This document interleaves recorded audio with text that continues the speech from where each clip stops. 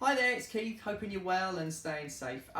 Just want to share a couple of things with you today, just a real quick one. Whenever you're starting to think about moving forwards or making a plan, one of the things I think is always really important, and I ask myself and people I work with, is why. Why is it so important to you?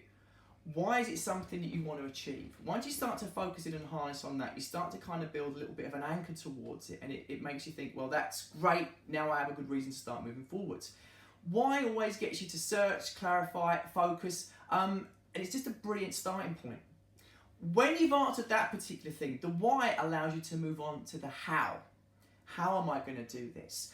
Is it a new routine I need to come up with? Do I need to challenge myself? Do I need to study something?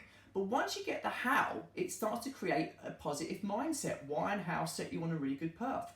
And just recently I did some real soul searching, just using these two words. The why and the how questions basically got me to think about another question I wanted to ask myself. What? What were the consequences for staying where I am? What are the consequences for not moving forwards?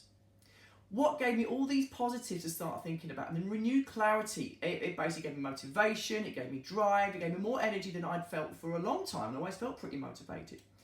But here's the thing. If you want to think about moving forwards, why, how, and what are a great starting point. Once you've got those three questions answered, if you can add the word when, you've got a plan.